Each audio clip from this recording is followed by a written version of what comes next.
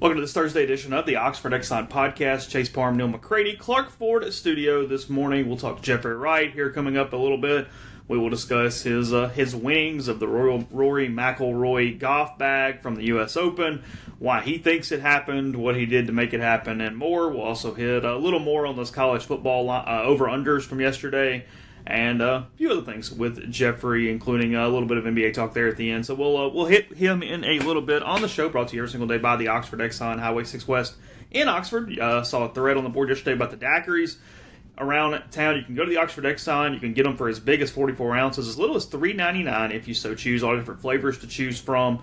They will be there waiting on you. Just remember, don't put the straw in the cup until you are not operating your motor vehicle. And your lunch specials, $4.99, ribs as well. And Critical is the presenting sponsor of the You Gotta Believe football camp. You can sign up for that and register at ygbfootball.org. It's July 8th and 9th in Jackson, so take advantage of that. Again, a lot of former Ole Miss players, a lot of NFL players participating as counselors for that camp there in Jackson. Again, coming to you from the Clark Ford studio. We are. Clark Ford is in Amory, Mississippi, 662-257-1900. Call the number, ask for Corey, and tell Corey what Ford you're looking for. He'll send you a quote within 15 minutes in business hours. Be right to the bottom line. There's no hassle, no haggle. Just get a quote. It's very efficient. And then you decide how complicated you want it to be. You can use that, obviously. It's your prerogative to use it as a baseline, and you can shop around, or you can take my word for it. It's the best deal you're going to get, and you want to do business with Clark Ford. You will enjoy it.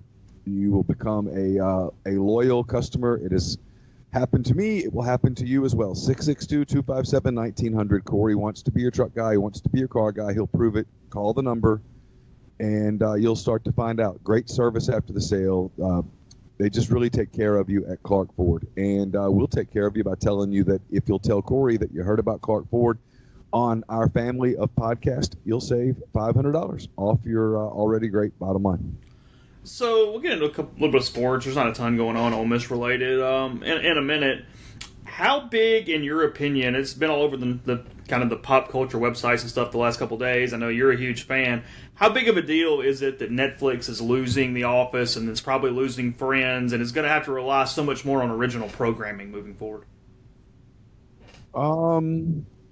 It's going to make them have to. It's probably going to raise prices.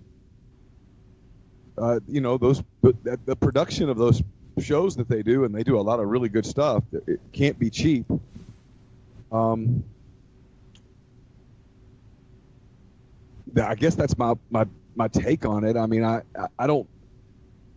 haven't studied enough of it or read enough about it to understand what NBC's motivation was. I guess they're trying to get people to pay on their app or something, I guess. Is that the deal? Well, yes, everybody just want to do their own streaming. You've got Comcast, NBC Universal that's going to take over The Office and do some streaming stuff, and then they think eventually Warner Brothers, which owns Friends, will do the same. So yeah, a lot of the parent companies or just production companies or however this works, that has a lot of these pro shows that have been on Netflix and Hulu and different streaming apps over the years. They're going to do their own in-house stuff moving forward, so that will require them pulling those shows off the other platforms. Everybody's going a la carte. That's why I still love the people who get on Twitter and stuff and they say they're not reading something. I'm not paying for media. I'm like, pay for media every freaking day, dude. Yeah, The Office is on Netflix through all of 2020 and will be removed early part of 2021.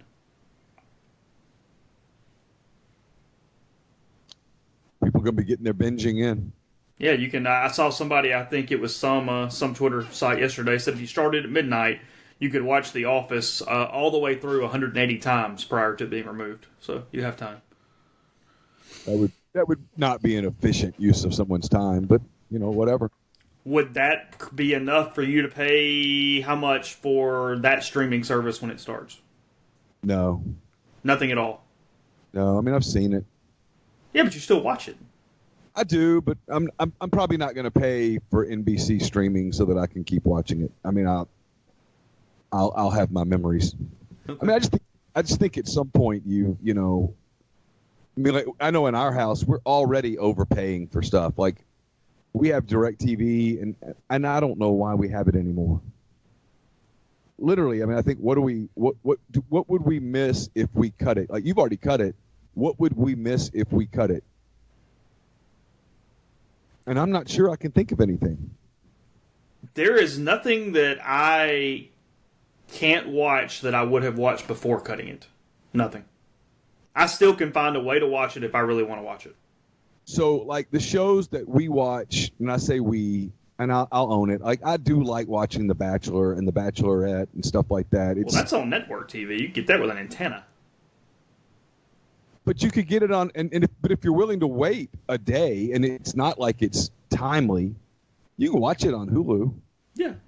It's on Hulu several hours later, so we could technically watch it the next day on Hulu and be completely caught up. It's unless you're worried about social media spoilers, and I don't do a lot of that. I know Jeffrey talks about.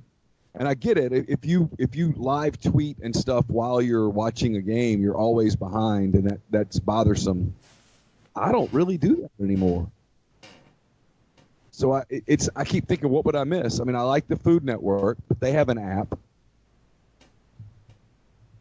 Well, and you get it on. Like, if you just chose a streaming service, you would still get it. I mean, you can get Food Network on Hulu Live or YouTube TV or any of that. Yeah. So we've got to figure it out. Because now that you can get I watch the MLB package, I watch the NBA package, but I can get those things separately and stream them, and I'm sure those are part of streaming services as well. So I don't really I need to have a conversation with DirecTV and say, talk me into staying. I don't know that they'll do that. I think they just say okay now. Really? Yeah, I don't think they put up a huge fight anymore. I think customer service has changed in that way a little bit. How it used to be, hey, here's a year free, and here's this, and please God, don't go. I don't think that's the case. I think for the most part, they just say okay. No, since they went to AT&T, they have adopted AT&T's customer service, which is a work.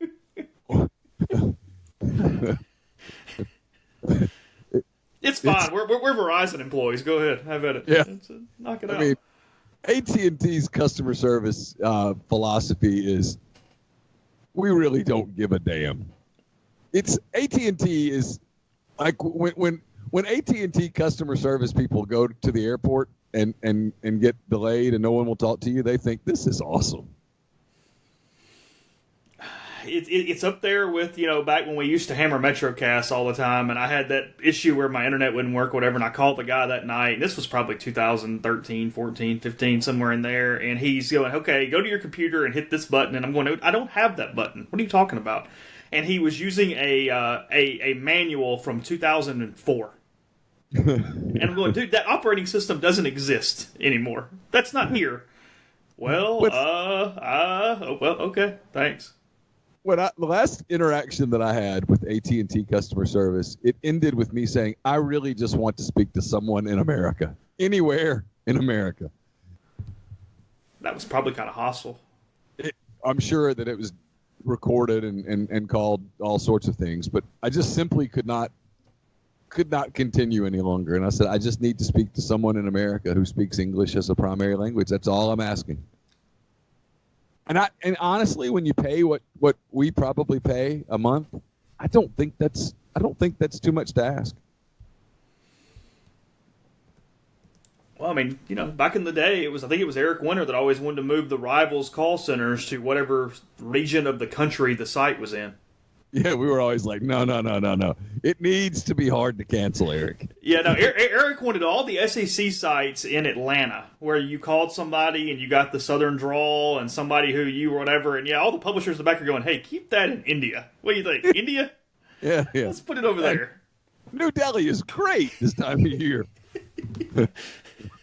I don't even think they have a phone number anymore. I think it's all online. I think you have to go to that little chat box and do it. Yeah, right. I think that's true. I think you do have to do it on chat. Yeah, so whatever. Ask Jeffrey about this in a little while. Did you watch any baseball at all last night? I really didn't. I'm just curious. So I'm on staycation. Oh, that's right. So I got a late start to the gym yesterday. I did a lot of podcasting yesterday. And then I got a late start to the gym, and then I went for a run in the neighborhood, and then I had to tape another podcast. I taped a Soft Verbal last night with Zach Berry.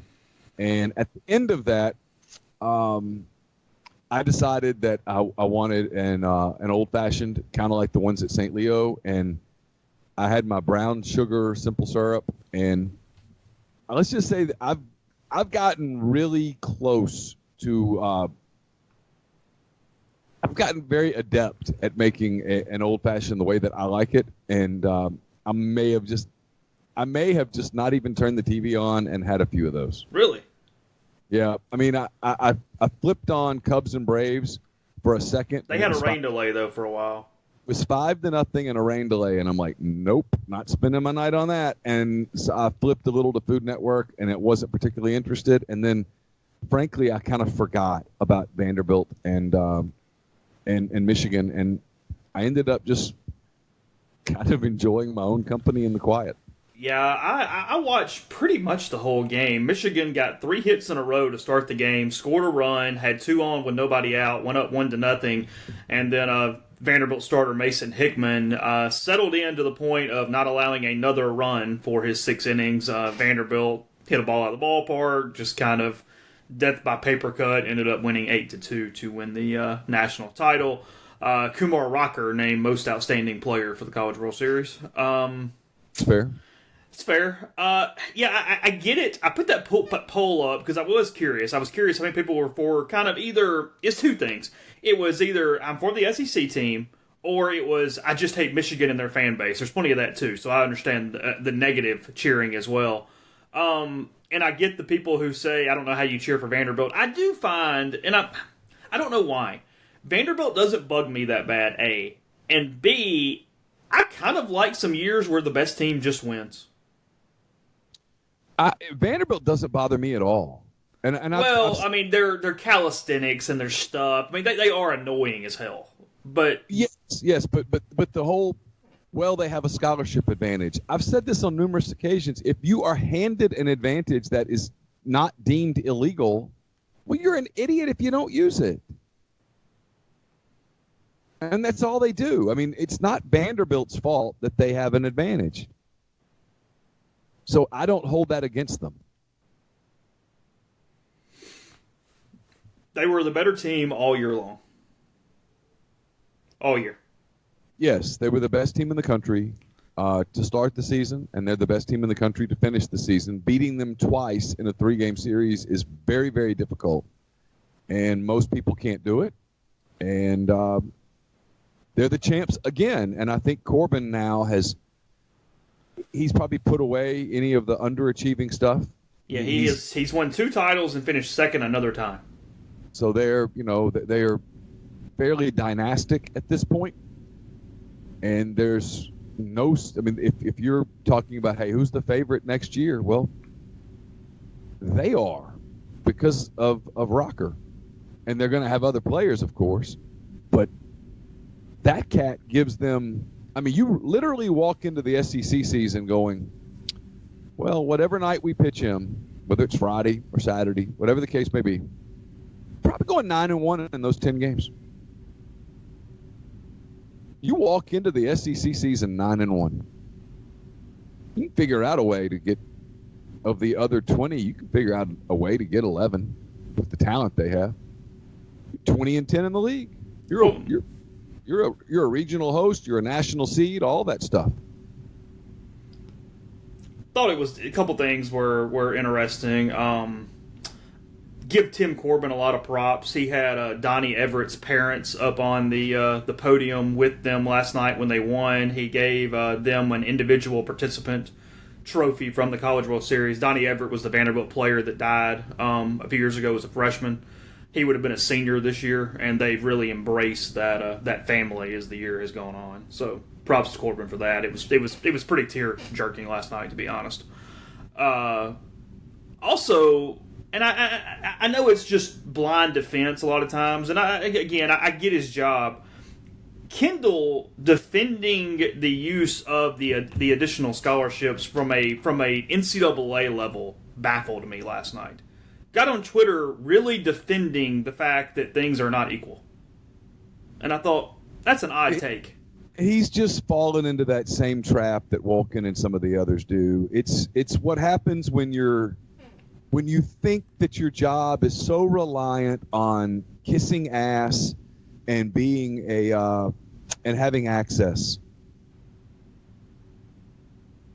It's why, I mean, and I'm not saying I'm some great journalist. I'm not. I'll freely admit I'm moderately talented on a good day. But I don't give one damn about access. Having the coaching staffs love me is absolutely, I mean, it just does not even register on the importance scale. I can do my job without it. I'm not even sure it makes my job easier. I'm not sure it impacts my job at all. Like, I got a question yesterday from somebody that doesn't live here, and it was, does coach, and I won't use the coach, does he like you? And I said, I have no idea. Doesn't matter.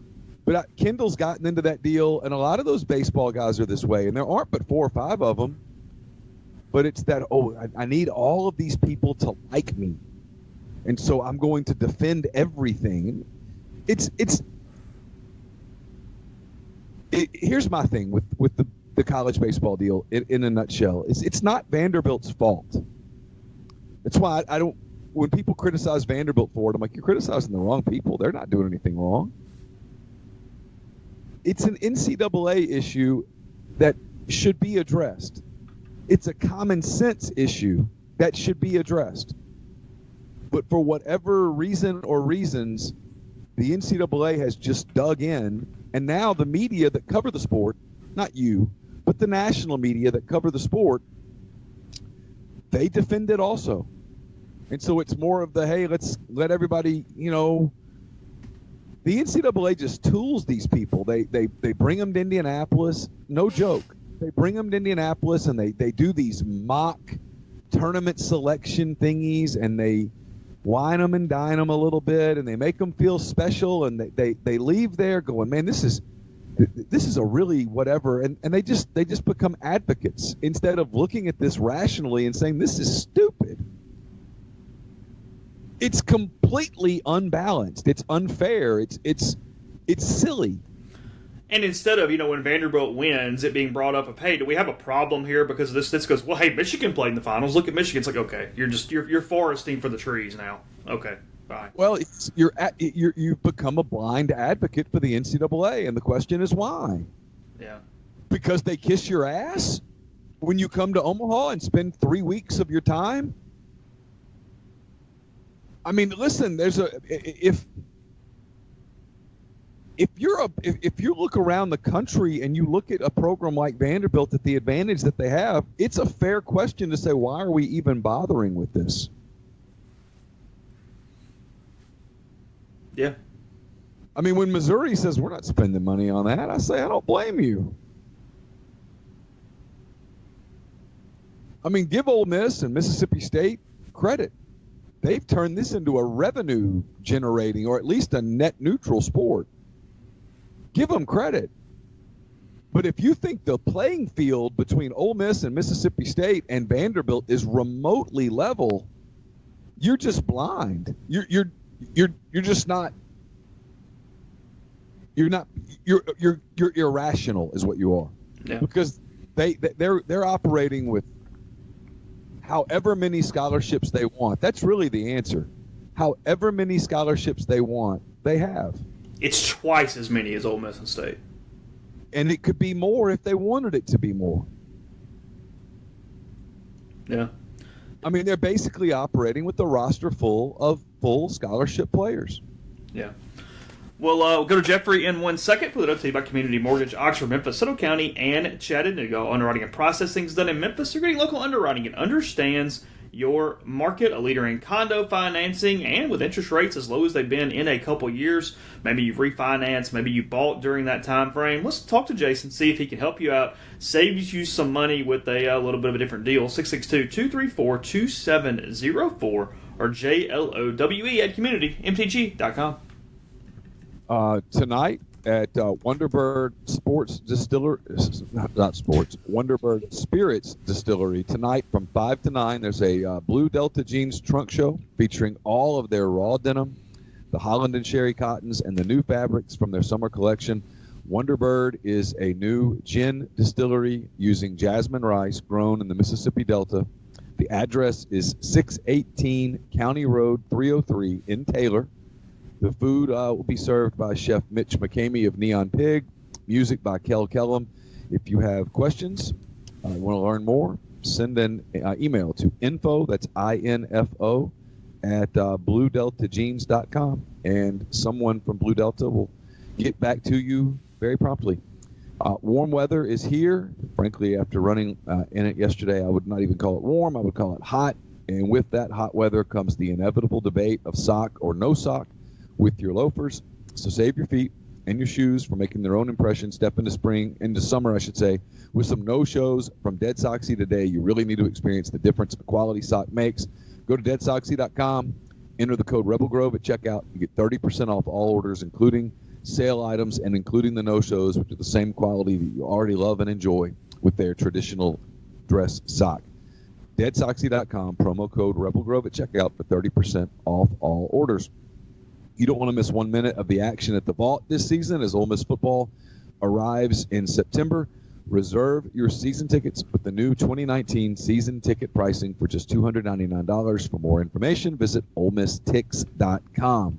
And we're brought to you by Pinnacle Trust. Pinnacle Trust, based in Madison, Mississippi. They have clients in more than 20 states, advisors in 3 states. They provide detailed, specialized investment management, financial planning, retirement planning for individuals and businesses, and much more. They treat investment like a commodity. Decisions are made using objective information and research, not emotions. To learn more, go to pintrust.com. That's PINNtrust.com. Mention you heard about Pinnacle Trust on the podcast. You'll get 10% off your first year's fee. And we're brought to you by the Westin Jackson. My mailbag is up, went up about midday yesterday. It is sponsored by the Westin Jackson, where you can visit Soul Spa. It's the ultimate luxury spa experience in downtown Jackson. And you can visit Estelle Wine Bar and Bistro, sip on a creative craft cocktail, enjoy their curated wine list. It's open for breakfast, lunch, dinner, and Sunday brunch, and Chef Caden's offerings are fantastic. You will love them. We have every time that we've been. So gather at Estelle at the Westin Jackson tonight. Here's Jeffrey Wright. Jeffrey, good morning. First things first, we have not discussed your prize winnings from the weekend. You had the very creative. Some would probably call you a narcissist, but that's the furthest thing from the truth. Your entry where you tag yourself 3 times and then end up winning. Kind of take me through it. When did you see it? Give me the lowdown on what happened. Okay, first things first. If anyone out there thinks that I would intentionally enter my name 3 times, thinking like that's how you do this, then peace be with you. Like that's all I can say. So what happened is my buddy Davis McCord. I don't know if Chase knows him or not. Yeah, but, I do. My buddy Davis, all-time good dude. He saw the contest, and he tagged 3 buddies, none of which was me. And there is not a bigger Rory McIlroy fan on the planet than me. And more importantly, he doesn't have a friend in his group that is a bigger Rory fan, and he didn't tag me. And so it initially starts because I see Davis's tweet, and you can go back and read the timeline. I'm like, I'm legitimately offended. Like, I was questioning our friendship. I had to sit down and ponder whether or not we could still be friends if we needed a timeout, whatnot. And then under that, I then quote tweeted and put my name 3 times as the joke. And the way that Twitter can go, some people saw that and got the joke, and then they started tagging me. And so one thing leads to another. Of course, some people got butthurt immediately. It was one of those situations where I've told both y'all this. I never consider myself to be lucky in general. Just like in the way that like I operate. I don't ever think of like the lottery ticket saving me. It doesn't mean that like I don't think of myself as fortunate. Yes, I had 2 great parents, and yes, I had a lot of advantages, and I am lucky for that. That is nothing but blind luck. But in terms of like the way that I operate day to day, I never really consider, like, I never think that like I'm going to be the guy that wins like the cash prize or anything. it was the weirdest thing. When I started doing that and I started seeing the reaction, I go, son of a bitch, I'm going to win this thing. And this is on Monday or Tuesday, whenever. And on Friday, it was just the ultimate thing of, I see Golf Pass is now following you. Oh. And I immediately knew, I won. Like, I literally just said I won. And then 2 or 3 minutes later, I get this DM from Golf Pass, if Twitter would pull up. I get, Jeff, we've got 2 pieces of good news for you. This is the most chick social media girl in the history of the world. The first of which you hopefully already know. 1, today is Friday, so we got that going for us. Oh my God. You have been randomly selected as the winner of the Rory McIlroy signed US Open golf bag! 3 exclamation points.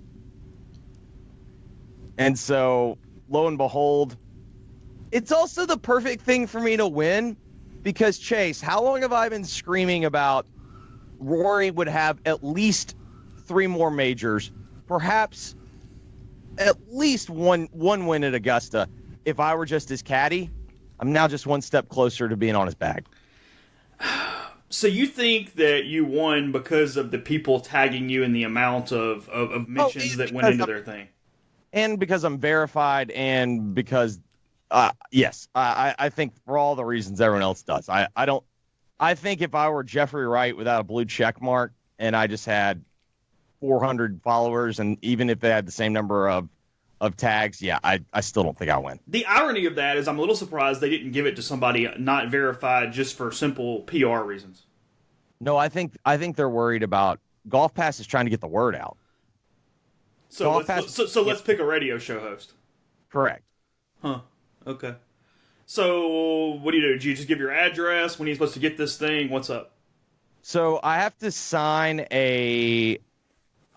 some type of affidavit from TaylorMade that says I'm nearly certain, like, they still haven't sent it to me, but I have to sign some affidavit. I'm basically betting that it says I can't sell it. Yeah. Which you can't post it on internet like on eBay or something. Sure, correct. And I'm sure that's what it says. And joke's on them that, my biggest problem right now is I don't really have like a man cave or something. Like, I don't know where I'm going to put this. So there's a better than average chance that this is going in Jeff and Alice's house for the foreseeable future until I can figure out what I'm going to do with it. And I'm really glad that I won it after member guest season, because if it had been member guest season, Rory McIlroy was going to be showing up at the Country Club of Oxford. You couldn't take an autograph bag out there. Come on. That sounds like a challenge. Why not? Why couldn't take an autograph bag to okay. Now, I will admit there was a brief research period of how to best preserve an autograph in sunlight. Turns out not a great way. Complete darkness or some sort of case is the only thing you can do. It turns out the best way to preserve it is to not put it in the sun. Oh, God. So Neil brought this up the other day. The Rory bag or something autographed, personalized via Baker Mayfield, which would have been the bigger deal? Ooh. God. I told you this would be close. I think I have to go with Rory because I have more history with Rory. Okay. Oh, wow. I lose. I would have thought it would have been Baker just because of the football element of it all. Right, but also football is, even though Baker's amazing and awesome, there is, like, as Gisele Bündchen famously said, like, he can't catch his own passes. Like, for Team McIlroy, which I consider myself a big valuable part of, as we can now tell. But I mean, for God's sakes, I got his golf bag from the US Open. Which, by the way, the other aspect that I love about this is I got the Northern Irishman's golf bag that's stars and stripes for the US of A, because just like David Feherty, Rory showed his love for his country by leaving it. He pays more taxes than most people in America. He's going to pay more taxes than maybe the 3 of us in our lifetimes combined. Yeah, that's probably fair.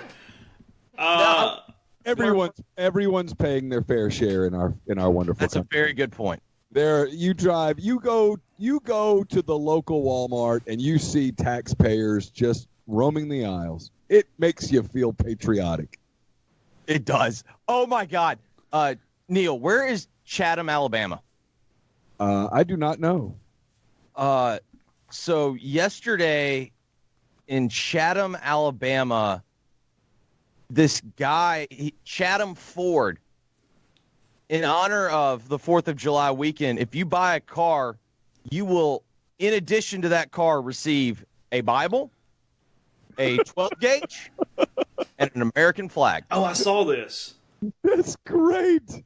He put the video up on Facebook, and let me tell you what, he did not disappoint. It is in Washington County, very close to the southwestern portion of the state, like almost the very corner down there in the little foot. Deck Riviera.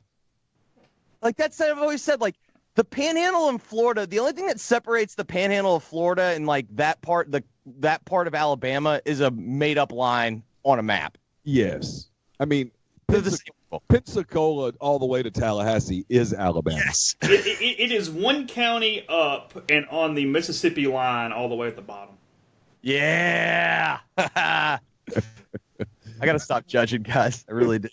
I bet I know who wins the 2020 election in that county. I will give my brother credit.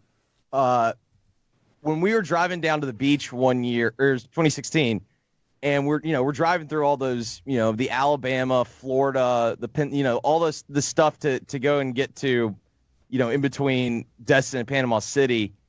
And this is maybe June or July. And he goes, Donald Trump's going to win. He goes, I don't care what any poll's saying. He goes, we're going through all these places that are just like so rural and whatnot. And he goes, he's going to win all of this. And lo and behold, I mean, he resonates, man.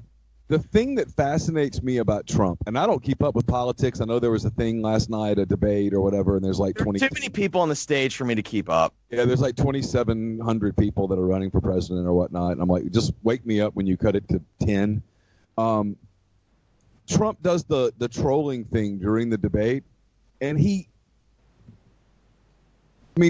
first of all, who would have ever thought an American president would just be like live tweeting a debate, trolling it, sort of quote tweeting it, if you will. But so many people take the bait. He's just shooting in a barrel. I mean, it's unbelievable the people who just. You know what he is, and he doesn't get enough credit, and the left and all his enemies, and I'm not really I think I've made my feelings known on him, and as in the way that I think he operates in the office. But he's a stand-up comedian, or he's a live performer, in that if you watch him, what he does is he tries out material, and he kind of looks and sees what sticks. And part of what he does is he uses Twitter to kind of see and kind of gauge what's resonating. And if you look at it, that was how Build the Wall came up. He put just a tweet out there, and it started getting the most retweets and likes he'd ever seen. And so he doesn't get enough credit in understanding how a crowd works. He understands, or his people have been able to convince him that this is true. I'm not sure which. That Twitter is not the real world. It really represents a very small portion of the real world. And so he's able to use it as, like you said, as a gauge. Hey, this works. This doesn't. This really resonates. This doesn't. But the national media types who I literally am convinced they think that Twitter's the real world. They see the vitriol that comes back at Trump, and they say, oh, he has no chance in the next election, when in reality, I mean, I don't know what the odds are in Vegas. I'd make Trump a prohibitive favorite at this point. Did you watch this night, Chase? I did not watch a second of the debate last night. Nothing. I watched Michigan and Vanderbilt. Yeah, I didn't watch, but I was going through last night, seeing clips. I didn't see anyone on that stage that can beat him. We are in 2019, and we had Donald Trump and O.J. Simpson tweeting about the debates last night. And we had Bill Cosby on Twitter last week. Did we? Oh, really? Yeah, Bill Cosby was on last week. It was lecturing people how to be a good father. Yeah. Oh, I missed this. Oh, yeah. No, it was like it got buried because OJ, like, I think Cosby's was first, but it got buried. Probably should have picked a little better. That was not intentional, I promise. So. That was a wrestling term. It got, it got shoved down because of OJ joining Twitter. Okay. No, I completely missed that. Didn't see any of it. Yeah, on Father's Day. I'm sure you saw them yesterday, Jeffrey. Any of those over-unders that stuck out to you that you're all over for college football?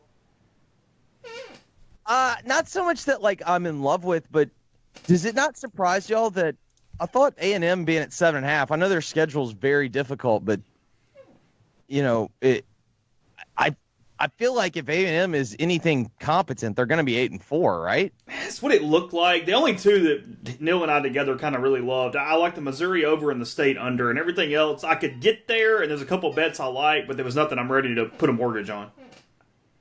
Yeah, and the other thing is some of the, like, all those were FanDuel.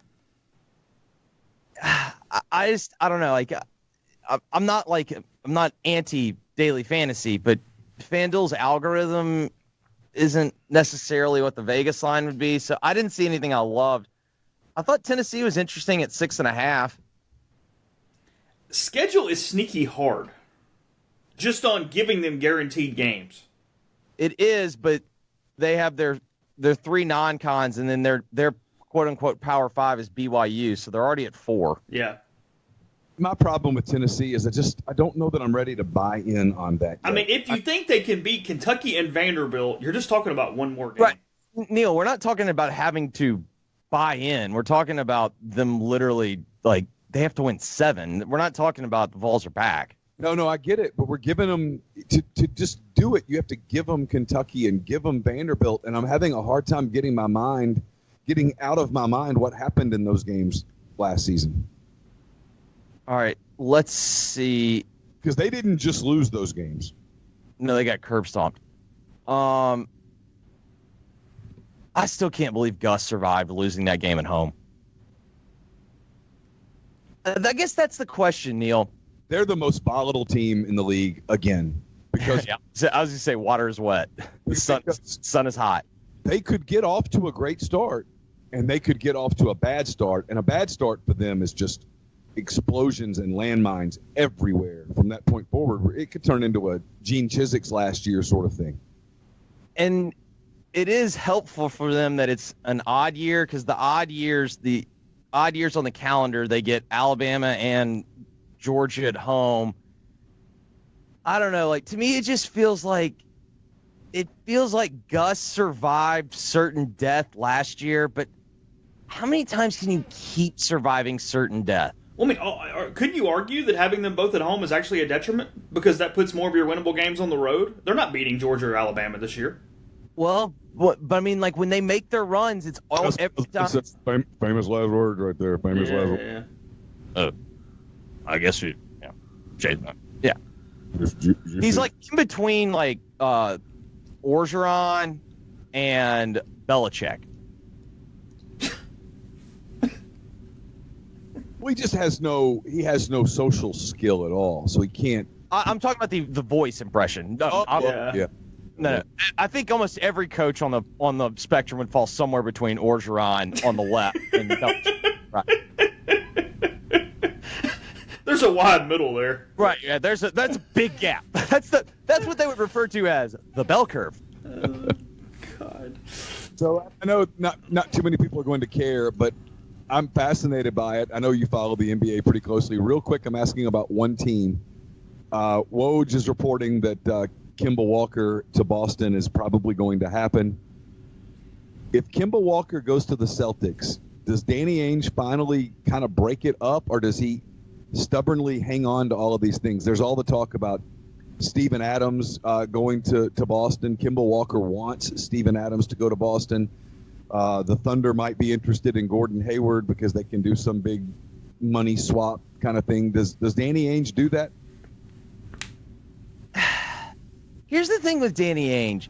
I feel like Danny Ainge is, in terms of the smartest basketball executive in the NBA, the National Basketball Association, I feel like it's more hype than substance.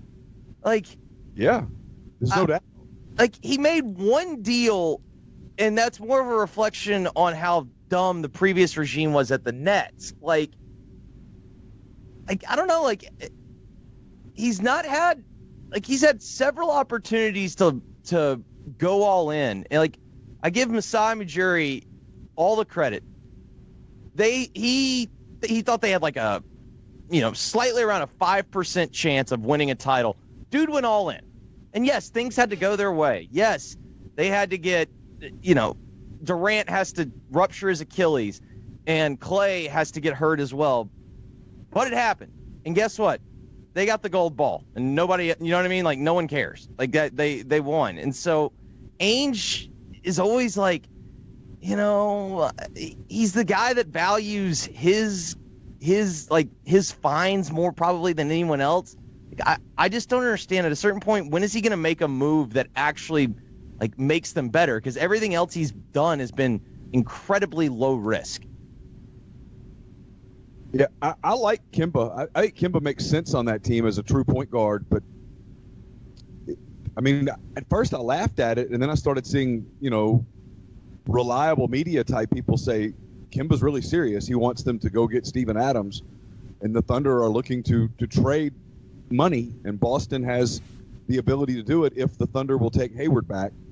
It just gets, I don't know, the coming up week in the NBA is my favorite week of the whole year because so much stuff happens, and you find out, not because of the drama, but you really find out two things. You find out which organizations are smart, and you also find out which organizations are willing to gamble a little bit. And I think what hurts Ainge and Boston is that A, he's not particularly smart, and B, he won't gamble. Right. And at a certain point, it's like, I don't know. I feel like we're in that spot with Danny Ainge that we were in with Jennifer Lawrence like 5-6 years ago, where everyone tells you, oh my God, she's the smartest, funniest, she is the best. And then she had like a bunch of starring roles and the box office results weren't that good, and everyone's like, yeah, maybe she wasn't. You haven't been on the J-Law train in a while. That's new. Because thank God she went away. Yeah. It's fair. Last thing. Who were you for last night? Was it Vandy or Michigan? I don't know how someone who understands the way college baseball works could have been for Vandy. Okay. I think my poll I did on Twitter was 56% for Vanderbilt when it closed. Yeah, I understand there's like the whole conference element and whatnot, but to me, like, I just don't know how you could do that. Yeah. Like, if you understand the way baseball, like, they were not an underdog. Let's say that. No, they were not. All right, have a good day, Jeff. Appreciate it. All right, guys. Thanks to Jeffrey this morning for giving us a little bit of time. The podcast brought to you in part by Mastercuts Lawn and Landscape. They got premium lawn care throughout northern Mississippi. They offer a lot more as well, from custom playgrounds to retaining walls, pool decks, outdoor living spaces with paver patios, forestry mulching, and much more. The path to your dream backyard, easier than you think. Visit them online at gomastercuts.com for a free quote, or another free quote can be gotten by calling them at 662-607-7773. Again, gomastercuts.com. Jeffrey Wright, all other guests join us on the Patterson and Earhart hotline. Patterson and Earhart, attorneys at law, specialize in personal injury law and real estate law, but theirs is a general practice that can handle any of your legal needs. When you contact Patterson and Earhart, you're going to speak to one of them. That's who handles your case, not some paralegal at a faceless corporate firm. So whether you've been injured in a car wreck or have other legal issues, give them a call, 662-526-1992, or check out their website, pelaws.com. We're also brought to you by Grenada Nissan. If you're in the market for a Nissan vehicle, Grenada Nissan is the place to go. They've got a complete selection of new and previously owned Nissan vehicles, great lease deals as well. It's GrenadaNissanUSA.com. Brought to you by John Edwards, Regency Travel Incorporated in Memphis. You guys know how this works. If you're thinking about traveling, whether it's domestically or internationally, you're trying to plan a special vacation, that one that you and your family or your significant other will never forget, You owe it to yourself to at least let John give you some options, give you some quotes. All you do is you get in touch with him, you give him some parameters, you give him a budget, and then let him do work. And he'll come up with options that you will not find on your own, and you do not have to live in or near Memphis to take advantage of his services. 901-494-3387 or jedwards@regencytravel.net. First-time clients can save $50 off their first booked trip just by telling John you heard about Regency Travel on the podcast. It's a podcast that's also sponsored by Harry Alexander. Harry is an Oxford-based RE/MAX Legacy Realty agent. He's a big part of Savannah Square. It's a new 9-acre development 0.7 of a mile from the Oxford downtown square, conveniently located east of North Lamar, just a short stroll from the Midtown Shopping Center. You can check out the model home of Savannah Square at 215 William Street.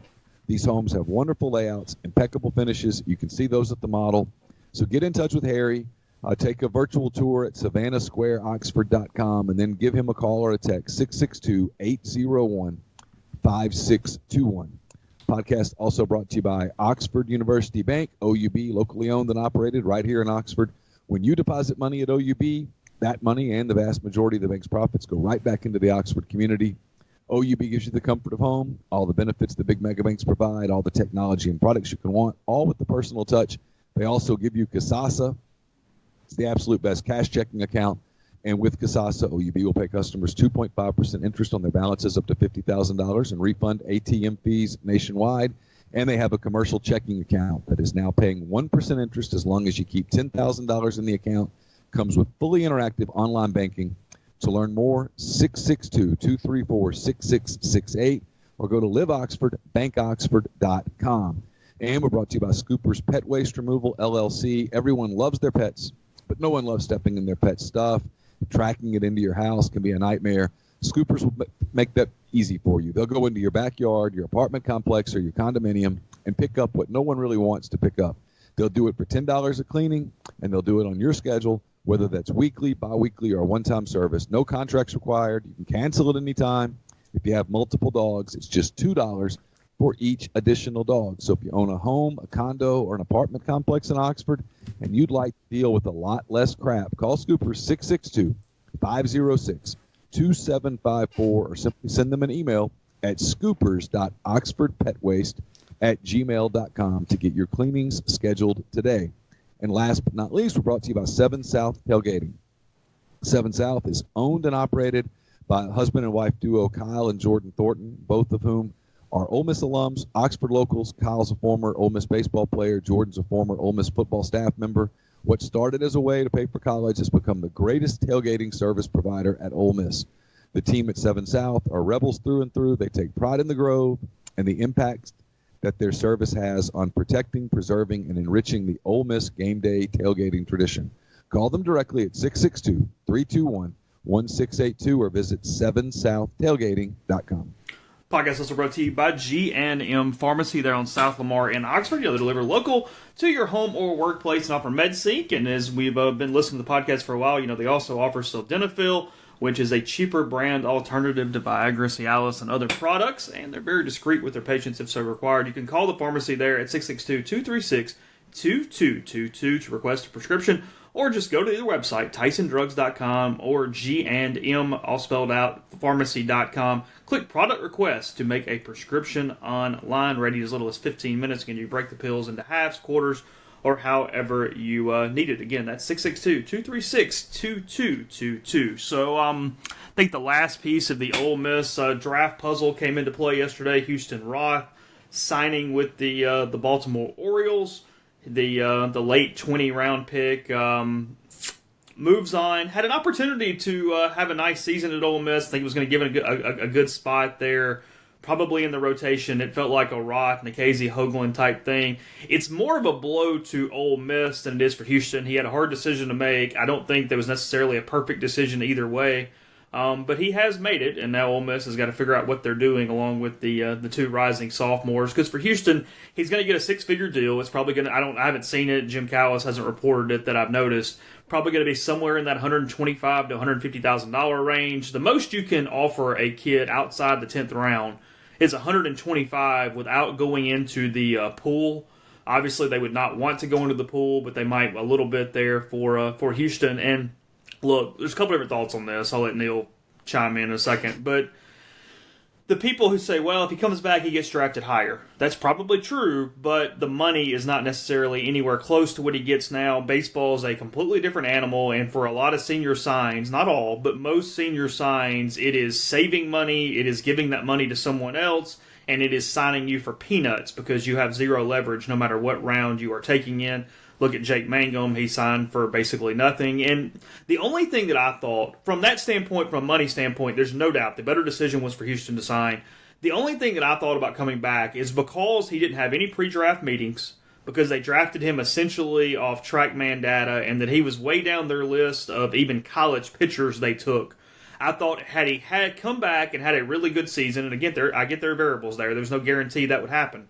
I thought he would gain a little longer leash in the organization, but that is his decision, and it's one of those deals where I know a lot of people thought, "Why are you doing this? Why are you doing that?" There was no perfect answer to this. He just needed to make the decision that best benefited him. Yeah, look, from a money standpoint, it was a no-brainer. Because he was never going to get that much money. He could have gone in the first freaking round, and he wasn't going to get that money next year. There's two ways to interpret betting on yourself.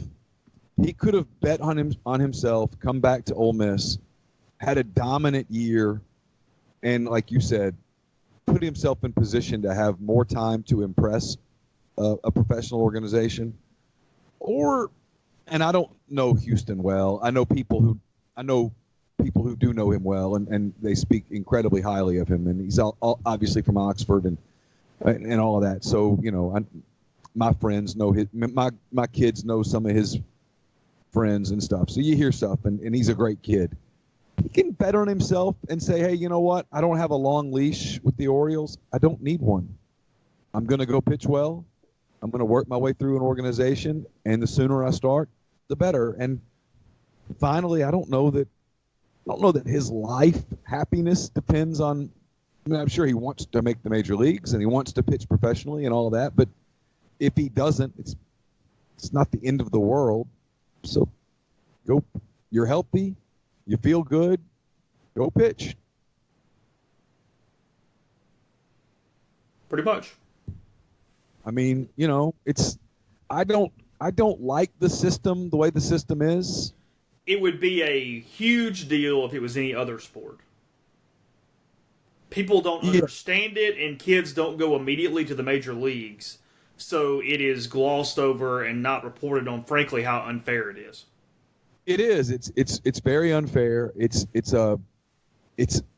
not a good system the way that it's set up, but it is the system that it is right now. And so when people say, well, it's only $100,000. I mean, that is a significant amount of money, and you're not going to get that in a year. I mean, he has to look no further than the Mangum kid at State. It's fact. And so from a financial standpoint, it's an absolute no-brainer.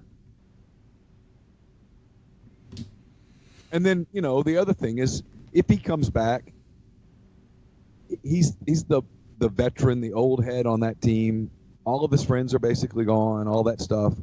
Maybe he didn't want that. I have no idea. Maybe he just was like, hey, the guys that I played with, they're gone. I need to go too. It's time.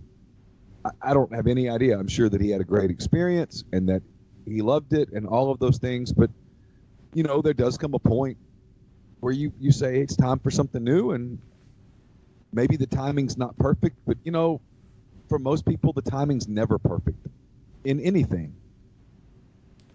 And he sees what it's like if you just have a freak injury and you get hurt, and then you're maybe never the same guy again. He was the same guy, thankfully. He got it back there at the end, but he missed the majority of his season with falling down running to first base.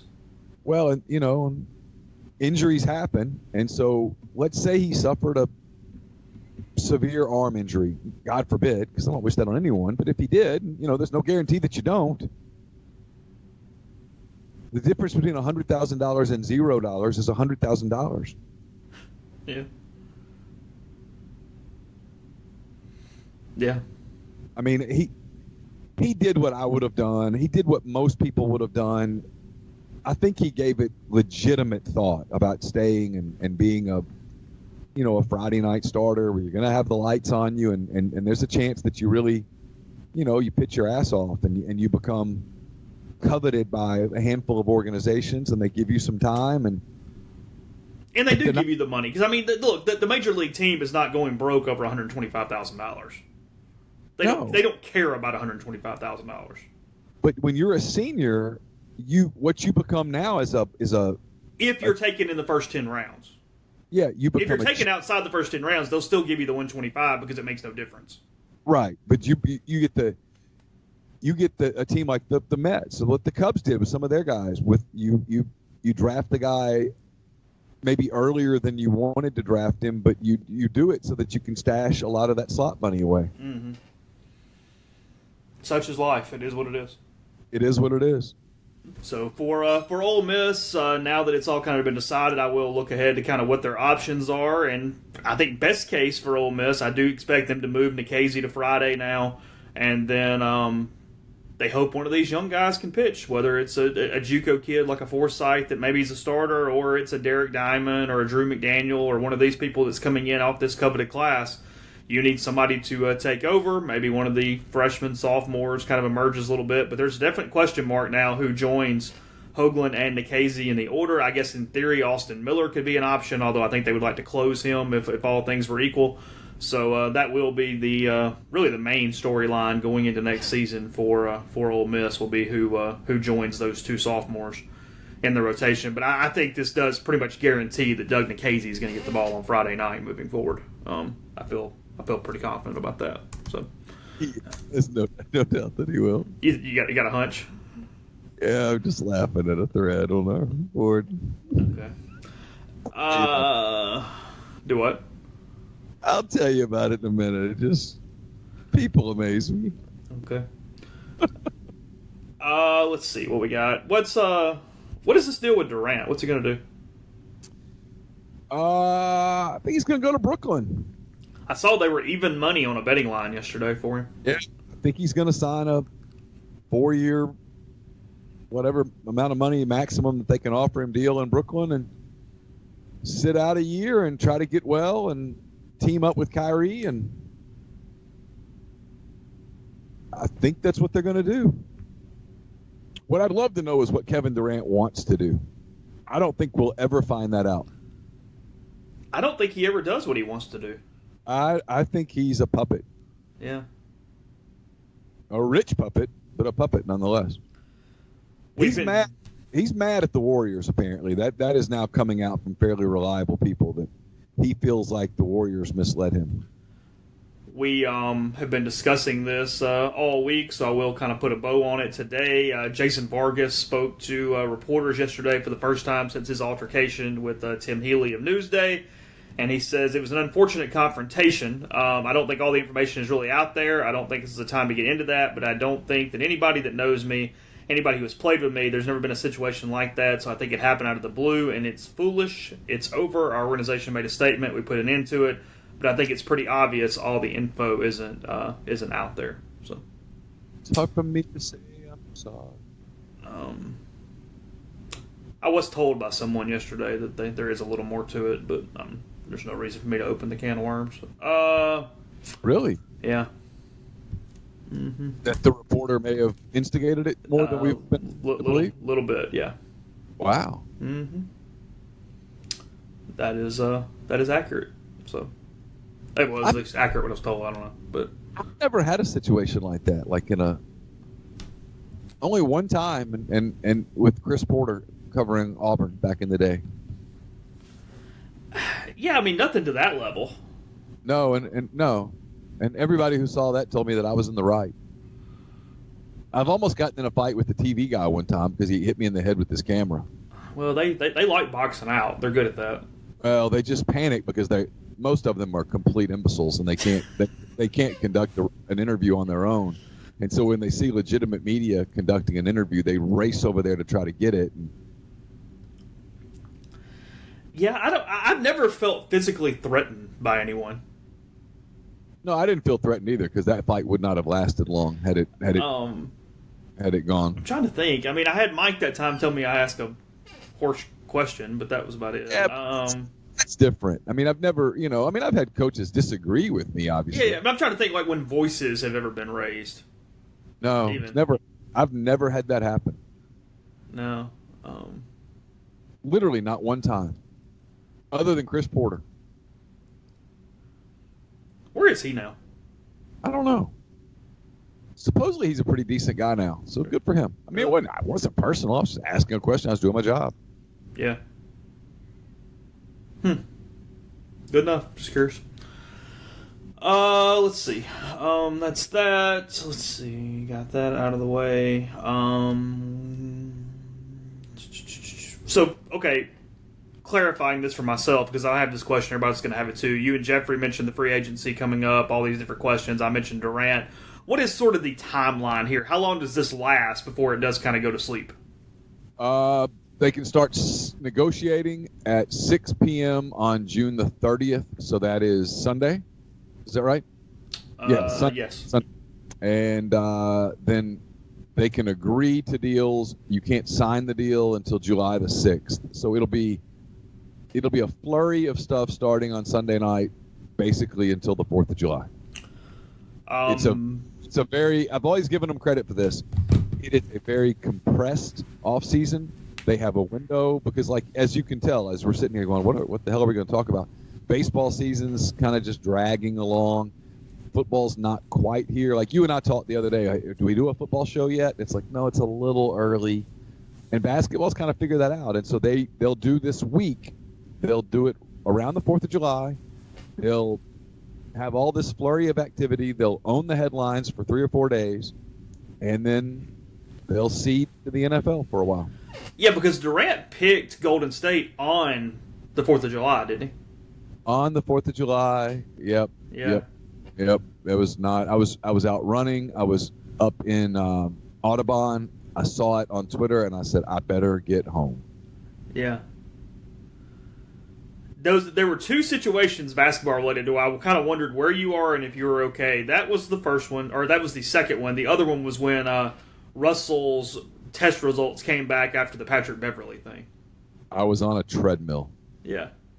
Yeah. That was bad. That was the other one. SEC basketball news yesterday. Kerry Blackshear committing to Florida. The Virginia Tech graduate transfer, picking the Gators over Tennessee, Kentucky, and Arkansas, as well as a return to Virginia Tech. So it gives Florida a really strong nucleus. The Gators might be a pretty good team next year.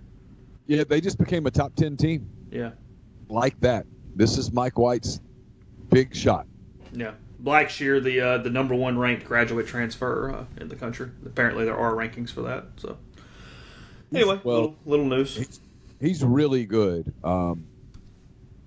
He's a difference maker. He will give them a presence in the post. They were already pretty good everywhere. Florida might be the favorite in the league now. Really? Yeah, he's a big time difference maker. And Mike's got a good team down there. Okay. The league's going to be really good. I'm going to say it again. A sub 500 team in the league is going to the NCAA tournament. Yeah, you've said it. We'll see what happens when March gets here. So close the show there for the day. Again, no podcast tomorrow. Be back on Monday, and then we'll kind of set the schedule for the week at that point. We'll let you know on Monday. So we got other podcasts coming as well, Soft Verbal, Beer Gardens, all that kind of stuff. So you have plenty of things to listen to tomorrow from the MPW Digital Network as we close your work week. So do that. Head on over to rebelgrove.com. Talk to you soon.